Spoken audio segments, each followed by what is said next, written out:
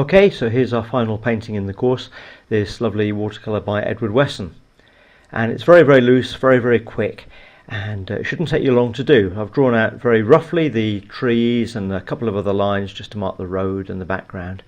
And I'm just splashing on some colours now, a little bit of ultramarine blue that I added a little bit of burnt sienna to it just to dull it down a little bit.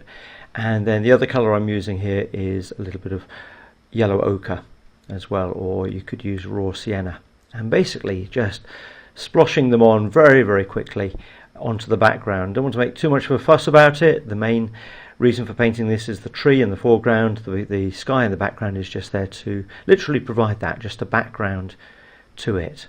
But I want to cover most of the paper now with a layer of paint, so we've got the sky in the background and a little bit of this yellow ochre in the front here where the tree is going to go.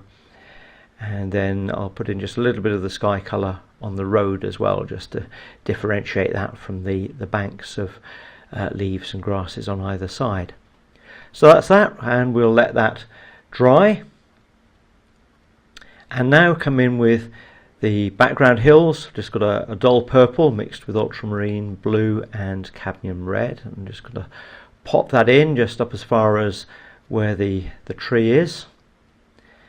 And then underneath that, and so that it bleeds into it, I'm going to put in a little bit of a mixture of a sort of a dark green, which is made from ultramarine and yellow ochre, which will give the impression of some distant, a distant hedge or something like that in the background. It'll blend into the purple, have a very soft edge at the top, but it'll give the impression that there's something else there in the background. That's all we want to do.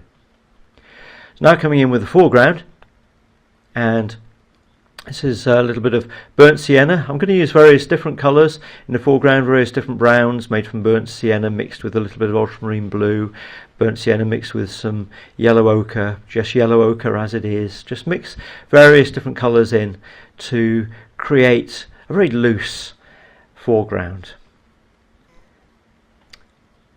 And as I do that with the same paints on my brush, I'm going to come in and paint the tree again very loosely. So I'm coming down one side, the sort of the lit side of the tree if you like, with some yellow ochre.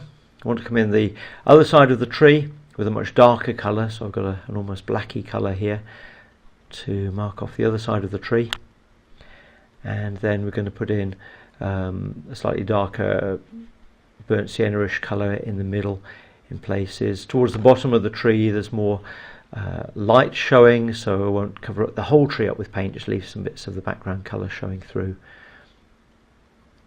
So we just pop that in, and I'm going to just wash off the brush, just dampen it down a little bit and just soften one or two of those edges on the tree, just so it blends in. There we go.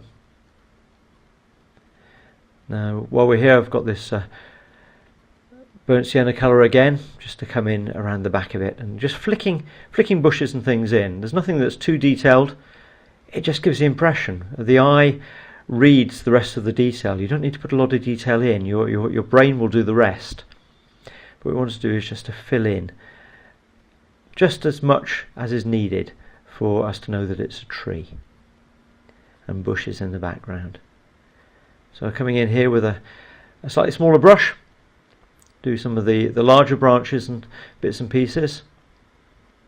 Again, it's just a very dark colour here, makes them really stand out lovely against the sky.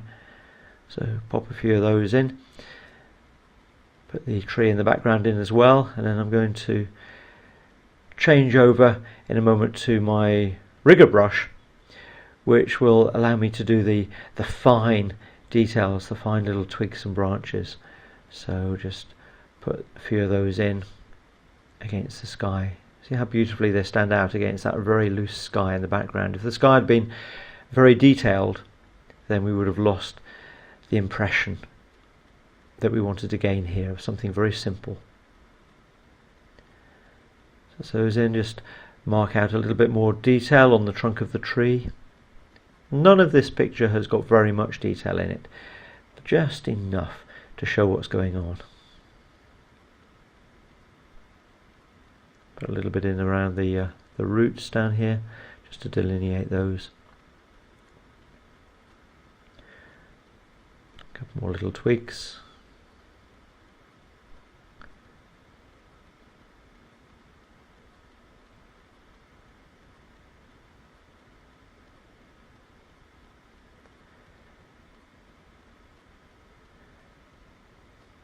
Need to put in a little bit of the dead leaves and bits and pieces on these trees, so I'm just going to brush in with the side of my brush some colour, just smooth that out a little bit. Just using the side of the brush rather than the point, really, just to brush some of this onto the paper very loosely. And again, just a little bit of water just to spread it around, loosen it into the back of the picture. Put on a different colour as well. A bit of a dry brush, just give some other little marks there, just to create the impression really of leaves. There's a patch over here as well on this side of the picture. Just pop those in. Scraping on the paper with the side of the brush and a fairly dry mix of paint will just give that impression. That'll need some stalks to hold it up, so just get the rigger brush again and paint in a few little twigs underneath, a few little branches. That will be holding those leaves up. Yeah, I'm not following Edward Weston's picture exactly. You can't do that with these loose paintings really. You just have to create your own along the same lines as what he's done. That's the joy of it. You can be very free to paint what you want to paint. Let's put in some of the shadows here on this bank. And there's a patch of colour down in the corner as well, which just acts to stop your eye drifting off the edge of the page in that area. A little bit more detail on the tree.